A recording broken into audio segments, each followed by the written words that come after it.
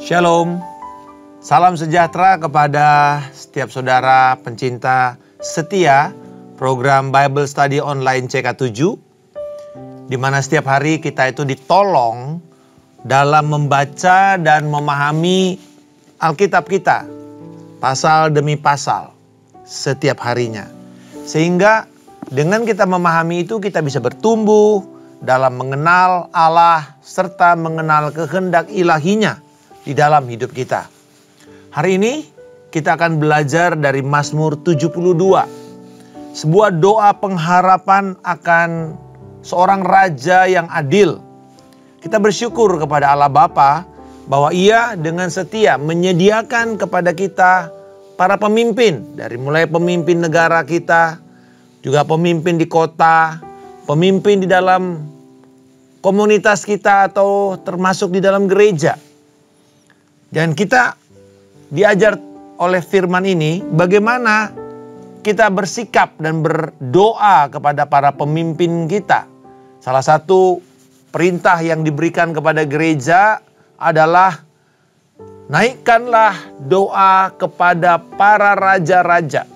Jadi artinya kepada para pemimpin, mulai dari pemimpin politik negara kita sampai juga kepada pemimpin rohani. Dan juga di sini akan kita belajar persyaratan sebagai seorang raja yang adil. Dan saya mendorong kita semua untuk kita mempersiapkan hati kita. Dan saya mau mengajak kita semua untuk mendeklarasikan Yesus Kristus yang adalah Tuhan, adalah Raja dan Allah kita. Mari saya mau mengajak kita semua untuk membangun keintiman kita dengan Allah. Kami bersyukur Bapa untuk penyediaan pemimpin yang Kau berikan kepada kami, yang mengatur hidup kami di dalam negara ini. Pujilah nama-Mu Tuhan. Haleluya. Oh, mari saudara syukur kepada Tuhan. Naikkan nyanyian saudara kepada Dia. Haleluya.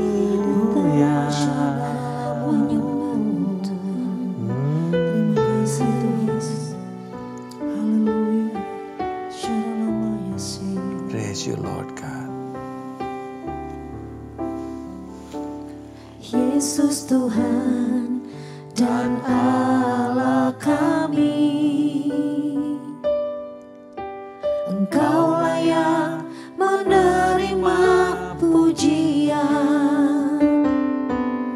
hormat dan kuasa, sebab Kau telah ciptakan segalanya.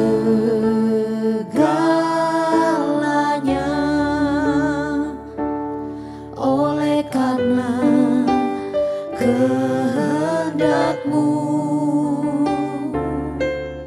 semuanya itu telah ada dan diciptakan untuk kemuliaan-Mu. Terpujilah Tuhan, Hosana. Terpujilah Tuhan, terpujilah Tuhan Yesus. Hosana. Terpujilah Tuhan, terpujilah Tuhan Yesus.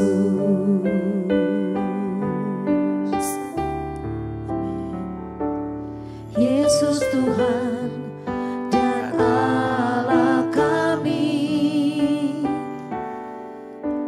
Engkau layak menerima pujian, hormat dan kuasa, sebab Kau telah ciptakan segalanya.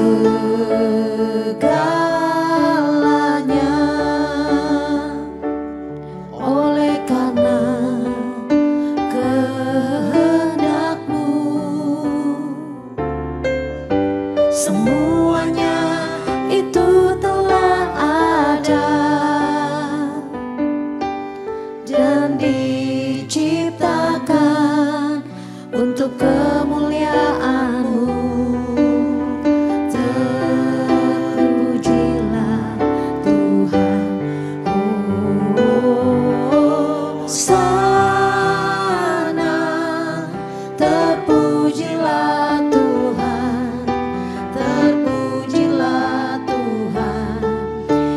Yesus. Hosana, terpujilah Tuhan, terpujilah Tuhan Yesus. Hosana, terpujilah Tuhan, terpujilah Tuhan Yesus. Hosana, terpujilah Tuhan, terpujilah Tuhan Yesus.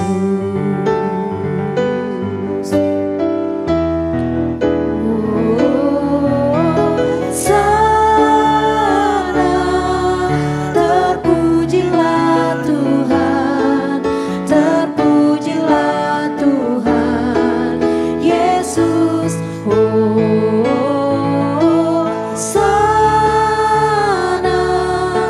terpujilah Tuhan, terpujilah Tuhan Yesus.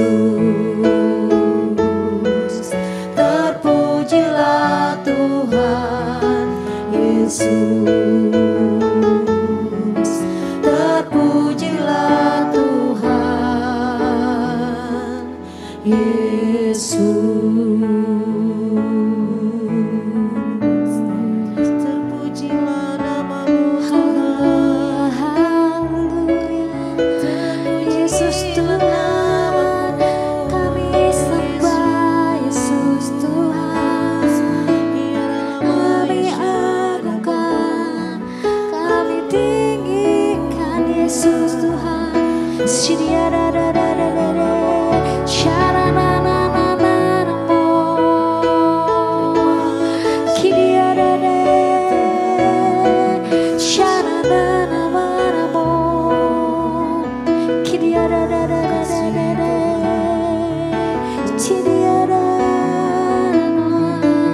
Kami menyembah Yesus.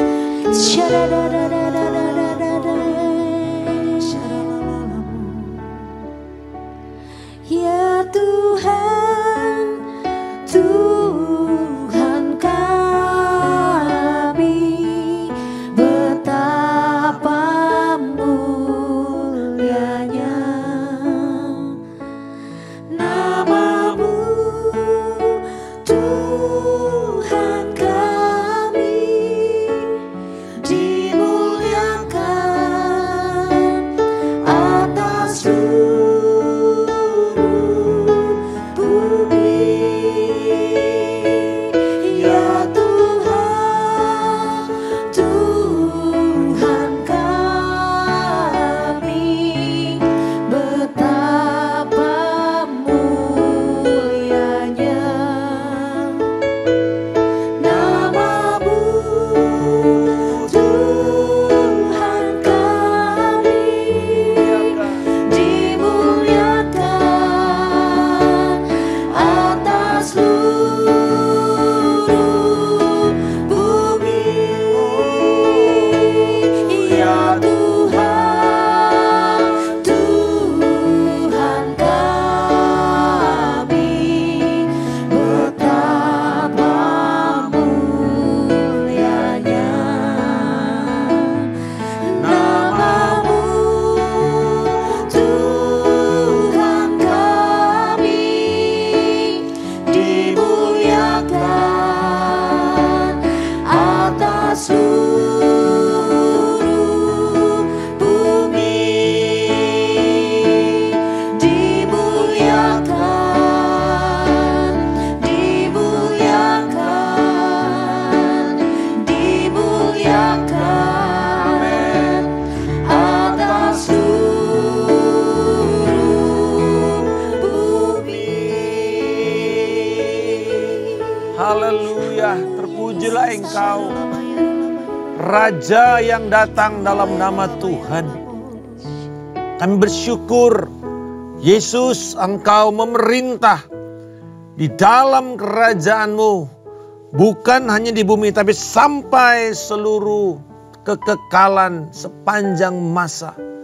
Kami bersyukur Tuhan untuk firman kebenaran pada hari ini ketika kami belajar dan menggumuli firman-Mu ini. Dan kami akan terus diingatkan akan Yesus yang menjadi Tuhan dan Raja, yang adil dan memerintah.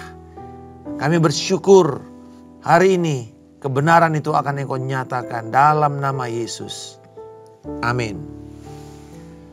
Sahabat pencinta Bible Study Online CK7 yang dikasihi Tuhan. Hari ini pembahasan kita adalah Mazmur 72. Ini adalah doa untuk pemerintahan raja yang adil. Kalau dari judulnya dikatakan ini adalah Liselemoh. Liselemoh artinya dari Salomo dalam bahasa Ibrani atau oleh Salomo. Memang Mazmur ini kelihatannya jadi sedikit rancu karena pembukaannya itu dari Salomo, tetapi akhir dari ayat 20 dikatakan sekianlah doa-doa Daud bin Isai. Jadi siapa yang nulis? Daud atau Salomo? Tetapi yang pasti ini adalah doa seorang raja. Jadi kita tahu adalah salah satu Mazmur kerajaan, Mazmur 72, tapi juga adalah Mazmur 20. Doa tentang raja. Jadi bagaimana kita menyingkapi ini? Apakah Alkitab kita salah? Jawabannya tidak. Pendapat pertama mengatakan ini adalah doa Salomo. Tetapi ayat 20 itu seperti PS atau postscript. Kalau kita dalam suatu surat itu setelah kita tulis lalu hormat saya, di bawahnya ada NB ya atau PS, postscript. Biasanya itu ditambahkan setelah surat itu selesai lalu ditambahkan oleh penulisnya. Dan mungkin itu terjadi karena ini adalah akhir dari jilid 2. Mazmur 40 sampai dengan 72. Jilid 2 dari Mazmur. Yang juga dikenal sebagai Mazmur Elohim. Karena lebih banyak menyebut Allah daripada Yahweh. Berarti ini lebih kepada bagaimana Mazmur ini berita kepada bangsa-bangsa tentang apa yang Tuhan kerjakan di Israel. Dampaknya harus ada sampai ke bangsa-bangsa. Jadi itu penjelasan pertama. Atau juga penjelasan kedua bahwa ini adalah doa-doanya Daud. Tetapi Salomo yang memimpin pada awal pemerintahannya kan dia masih muda. Dan dia banyak sekali mengingat akan jalan-jalan hidup ayahnya. Akan kesetiaan Daud. Dan dia juga berdoa supaya Allah memberikan tuntunan kepada dia. Coba kita lihat ayat yang pertama dan kedua. Ya Allah, berikanlah hukum-Mu kepada raja dan keadilan-Mu kepada putra raja. Berarti ini kan bicara mengenai raja. Kalau ini Daud, dari Daud. Dan putra raja, berarti Salomo. Kiranya ia mengadili umat-Mu dengan keadilan dan orang-orang-Mu yang tertindas sesuai dengan hukum. Bukankah ini doanya Salomo pada awal dia memerintah? Tuhan, beri aku hikmat. Aku tidak minta kekayaan, aku minta hikmat. Untuk aku bisa mengadili dengan baik, dengan adil. Dan kita tahu kisah dua orang ibu yang memperebutkan bayi. Dan itu bagaimana Tuhan melalui hidup Salomo memberikan hikmat. Jadi ini kemungkinan kedua. Salomo mendoakan akan pemerintahannya tetapi dia mengingat, mengkaitkan dengan ayahnya Daud yang memimpin bangsa itu, membawa kepada kedamaian sehingga kemudian Salomo bisa memerintah dengan baik. Tetapi terlepas dari semua, kita tahu bahwa ini adalah Mazmur Raja. Yaitu Mazmur doa untuk sebuah visi, sebuah pengharapan akan pemerintahan yang adil dan yang berkesejahteraan.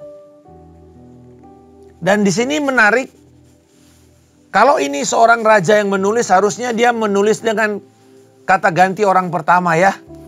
Aku, saya, kerajaanku, bangsaku, gitu kan harusnya ya.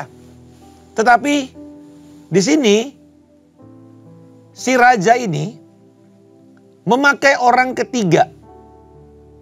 Berikanlah keadilanmu kepada raja. Jadi walaupun itu pada dirinya, tetapi dia memakai orang ketiga, tunggal.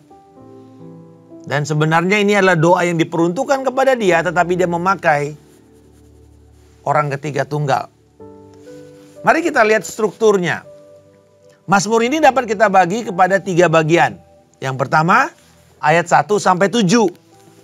Ini adalah doa dan komitmen raja atau pemimpin kepada rakyatnya. Terutama rakyatnya yang lemah dan yang tertindas. Dan agar raja bisa memberi keadilan yang merata kepada seluruh rakyat. Jadi tanpa pandang bulu, raja yang adil dan berkeadilan. Fokusnya jangan abaikan orang-orang tertindas. Jangan abaikan orang-orang miskin.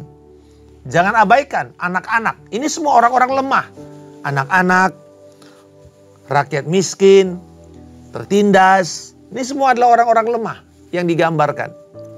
Seorang pemimpin yang benar, yang adil adalah pemimpin yang peduli kepada rakyat yang miskin. Bukan rakyatnya yang bisa memberikan uang kepada dia, kemakmuran kepada dia. Tetapi hikmat yang Tuhan berikan kepada dia harus untuk orang-orang lemah ini. Bagaimana dia membuat kebijakan-kebijakan, keputusan-keputusan yang mensejahterakan rakyatnya. Yang kedua, ayat 8 sampai dengan 14. Di sini doa raja ini adalah agar ia memerintah dengan kekuatannya, hikmatnya, dan bangsa-bangsa akan mengakui pemerintahannya dan komitmennya kepada mereka yang lemah, yang miskin, dan yang tertindas. Dia memakai sebuah persebaran dari laut ke laut, dari sungai Efrat sampai ke ujung bumi. Jadi ini bicara mengenai bagaimana persebarannya, bagaimana pengaruhnya itu meluas. Dan kemudian penghuni padang belantara berlutut di hadapannya, musuh-musuh menjilat debu. Kiranya raja dari Tarsis, dari pulau-pulau mengantar persembahan. Ini Tarsis kan itu seperti sampai ke yang disebut atau diperkirakan itu adalah Spanyol atau Eropa. Jadi bayangkan dari Israel sampai ke perbatasan atau sampai ujung Selat Gibraltar sekarang. Jadi ini persebaran yang begitu besar. Pengaruh yang begitu besar. Lalu ayat 15 sampai 20 kembali lagi. Bangsa-bangsa mengakuinya sebagai raja dan ia berkembang sampai kepada anak cucunya dan dikenal masyhur. Lalu ditutup dengan berkat. Ayatnya yang ke-18 dan 19 itu khusus yang kita kenal sebagai doksologi. Yaitu pujian pengagungan sebagai penutup akhir dari ibadah. Terpujilah Tuhan. Nah kali ini Yahweh-nya ditekankan. Terpujilah Yahweh, Elohim Israel. Ia seorang diri melakukan perbuatan ajaib. Akhirnya bukan lagi raja, tetapi Allah yang adalah raja yang kekal. Dan terpujilah namanya yang mulia selama-lamanya. Dan kiranya kemuliaannya memenuhi seluruh bumi. Amin. Amin. Perhatikan. Ada 2 kali kata amin di situ. Di dalam konteks Ibrani, ketika sebuah kata amin diucapkan 2 kali, karena amin itu dasar katanya emet, kebenaran. Maka ini adalah pernyataan bahwa semua yang ditulis ini benar adanya. Kenapa? Karena begini. Di dalam hukum Taurat, Alkitab berkata begini. Ada 2 kesaksian yang membuat sebuah perkara itu menjadi teguh atau benar. Jadi kalau orang Yahudi ngajar, dia bilang begini, menurut Rabi A dan Rabi B berkata, Rabi A berkata, Rabi B berkata, maka saya, Rabi yang sedang mengajar, berkata kepada kalian. Jadi dia harus memakai 2 sumber data pendukung sebelum dia mengungkapkan pendapatnya. Itu yang dikatakan 2 saksi, maka sebuah perkara yang akan saya ucapkan ini kukuh, teguh. Dan sebenarnya inilah yang kita pakai di dalam undang-undang pidana kita. Di mana 2 alat bukti, baru sebuah perkara hukum itu bisa naik. Bisa kemudian diproses dan mendapatkan tersangka. Tapi harus ada 2 alat bukti. Gak bisa cuma 1. Laporan seseorang, nggak bisa. Harus ada 2 alat bukti. Nah, saudara-saudara, di sini amen, amen. Itu merupakan 2 kesaksian. Dan dua-duanya dia dasarkan kepada nama Allah. Jadi itulah pujian kita. Jadi bukan cuma amen, amen penutup ibadah. Bukan. Itu berkata, sungguh benar di atas nama Tuhan. Pujian ini kami naikkan. Luar biasa ya. Dan itu dilakukan oleh Yesus. Di dalam perjanjian baru. Setiap kali Yesus mengajar dalam Yohanes, dia katakan, kalau diterjemahkan dalam bahasa Indonesia itu sesungguhnya. Tetapi di dalam bahasa Greka itu adalah 2 kata. Amen, amen, aku berkata kepadamu. Jadi dia taruh dulu 2 nama Tuhan sebagai dasar dia berbicara. Jadi kepada orang Yahudi mereka sangat mengerti konsep ini. Bahwa ini memperlihatkan adanya juga maksud nanti kepada kerajaan mesianik. Di mana Yesus Kristus memerintah sebagai raja yang kekal di bumi. Tentu dia tidak beranak pinak, ya, tetapi dia berbicara mengenai keturunan yang dilahirkan dari keselamatan, yaitu orang-orang percaya, gereja Tuhan. Dan kemudian berkembang menjadi masyhur. Selain doa, Mazmur ini juga menetapkan kriteria yang diperlukan oleh seorang raja untuk memerintah bangsa Israel. Selain juga ada peringatan apa yang harus dilakukannya. Selain itu kepada segenap bangsa ini merupakan doa yang harus dipelajari. Jadi rakyat harus belajar berdoa ini untuk berdoa kepada pemimpin, berdoa kepada raja. Apa yang mereka inginkan dari seorang raja yang mereka naikkan permohonan itu kepada Tuhan. Coba lihat unsur doa apa yang perlu kita doakan kalau kita berdoa untuk raja, untuk pemimpin negara kita, untuk pemimpin rohani kita.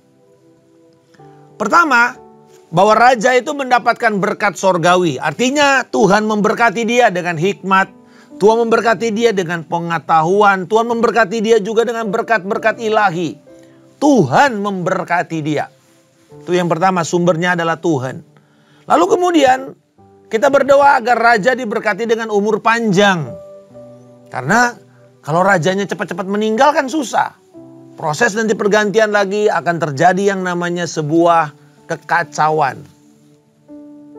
Jadi raja itu harus memerintah dengan baik, dengan kuat, dengan umur panjang, umur yang penuh.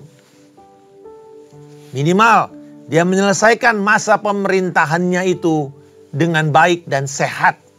Jadi kita berdoa supaya pemimpin kita tuh sehat, umur panjang waktu dia menjalani masa atau periode pemerintahannya. Nah, kita tahu ya kalau raja itu kan di dalam masa monarki dia memerintah sampai mati. Tetapi kan kalau kita bicara mengenai pemimpin modern ada termnya, ada waktu pemerintahannya. Mungkin seperti di Indonesia kita 5 tahun sekali. Jadi kita perlu berdoa supaya pemimpin itu selama masa pemerintahannya diberikan umur kepada Tuhan, diberikan kesehatan. Lalu ketiga, kita berdoa agar raja itu, pemimpin itu memerintah dengan adil. Dari sini keadilan, dia tidak memandang bulu hanya kepada satu kelompok tertentu. Dan kita belajar di Indonesia sebenarnya setelah seorang itu menjadi presiden, dia adalah presiden untuk semua kalangan, semua kelompok agama, semua suku bangsa. Walaupun mungkin dia diusung oleh partai politik tertentu, tetapi ketika dia sudah menjadi presiden, dia menjadi milik bangsa. Dia bukan lagi sekedar milik sebuah partai atau golongan tertentu. Itu maksudnya, supaya dia memerintah dengan adil. Lalu yang keempat, bahwa raja melindungi dan membela kaum lemah yang tertindas. Kita berdoa supaya punya belas kasih, welas asih kepada orang-orang miskin. Di mana kemudian kebijakan-kebijakannya adalah kebijakan yang melihat orang-orang miskin ini diberdayakan, kuat dan mereka dibela.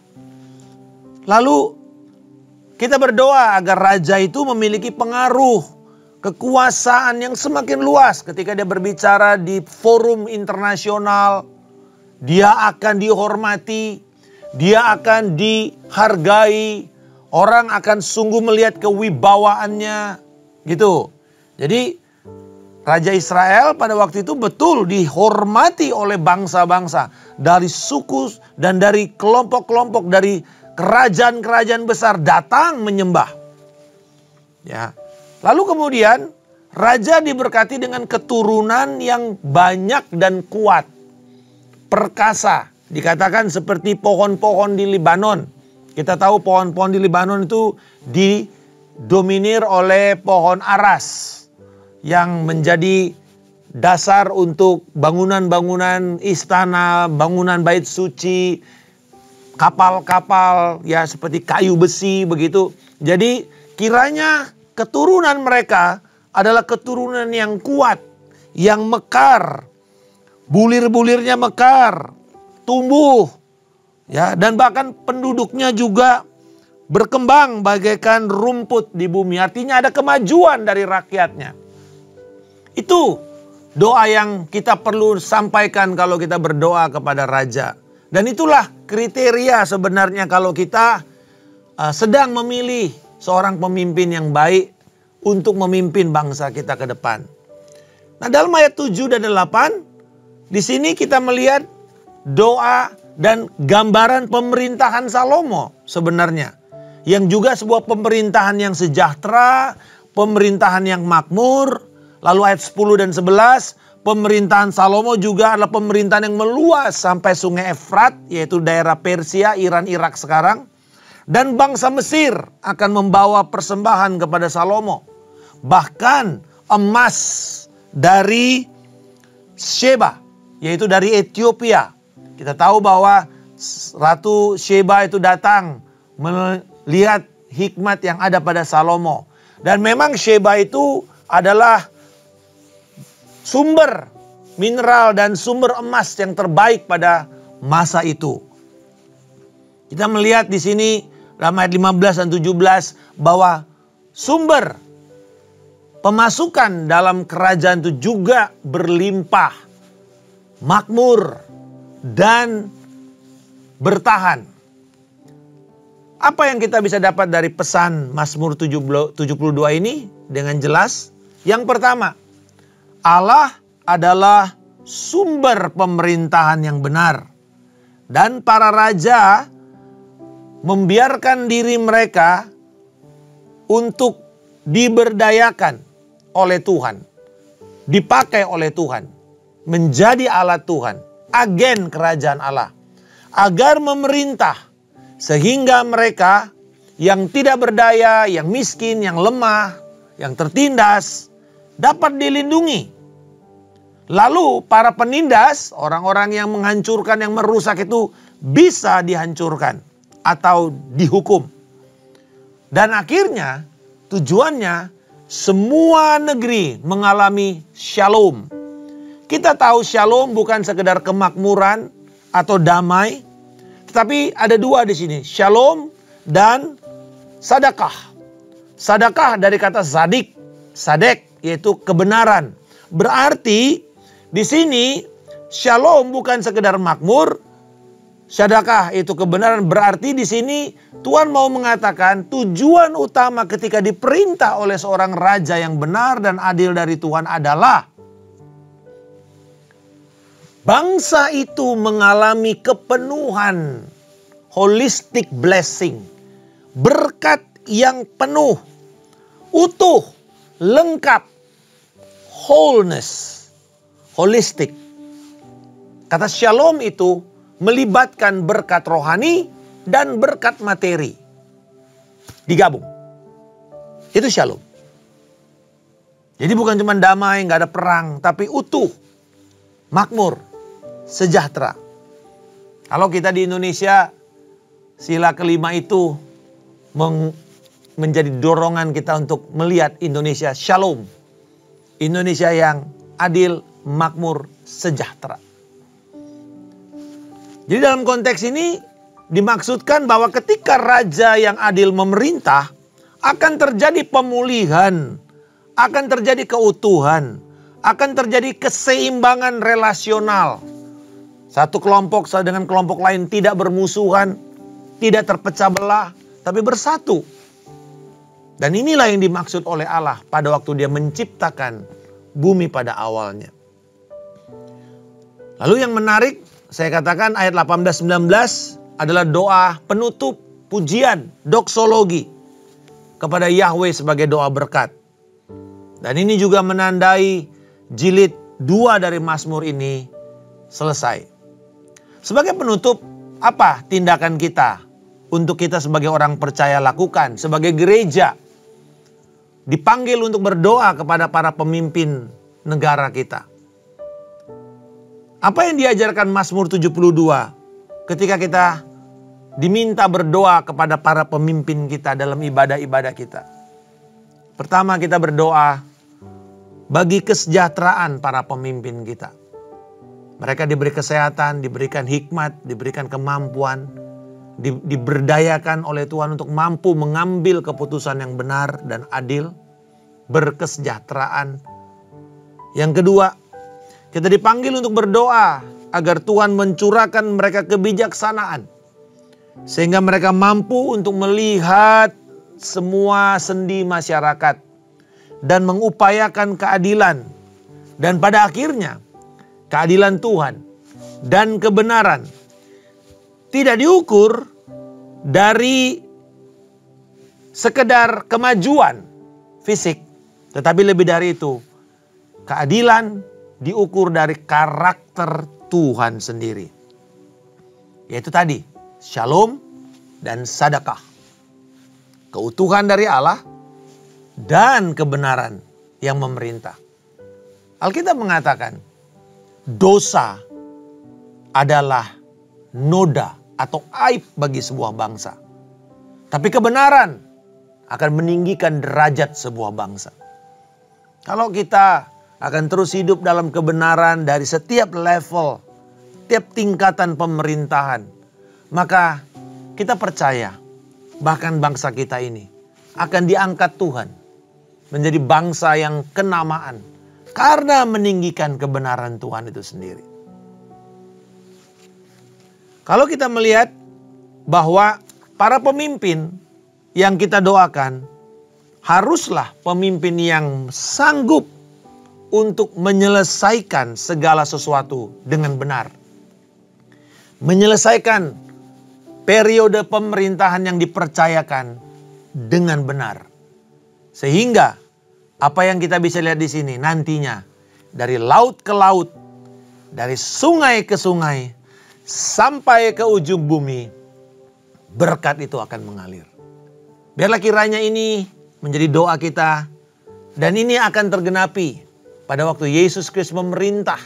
Seluruh bumi akan berada di bawah pemerintahan Shalom, kerajaan Shalom, kerajaan damainya, pemerintahan kerajaan 1000 tahun itu.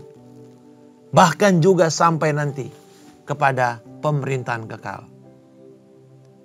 Dan biarlah setiap hari kita mengambil tanggung jawab berdoa kepada para pemimpin-pemimpin kita, agar mereka bertindak adil dan mengupayakan kesejahteraan bagi semua rakyat. Bapa, kami mengucap syukur, kami berterima kasih kami berada di dalam bangsa negara kami ini. Kami berdoa untuk presiden kami, juga menjadi presiden yang akan menyelesaikan termnya, periode kepemimpinannya dengan baik. Dan kami bersyukur untuk kewibawaan ilahi. Dan dari laut ke laut, dari sungai ke sungai sampai ke ujung bumi, Engkau meninggikan derajat bangsa kami. Oleh karena pemimpin yang memikirkan rakyat, memikirkan akan keadilan, memikirkan akan mereka-mereka yang lemah, yang tertindas, dan yang perlu pertolongan. Engkau juga yang akan memberkati dengan kelimpahan kemakmuran, sehingga akan senantiasa ada kecukupan untuk membangun setiap infrastruktur yang ada. Dan lebih dari itu, damai sejahtera, rekonsiliasi dari hubungan relasi satu dengan yang lain terjadi Tuhan. Dan nama-Mu dipermuliakan. Dalam nama Tuhan Yesus Kristus, kami berdoa dan mengucap syukur. Haleluya. Amin. Tuhan Yesus memberkati. Sampai bertemu di kesempatan berikutnya. Shalom.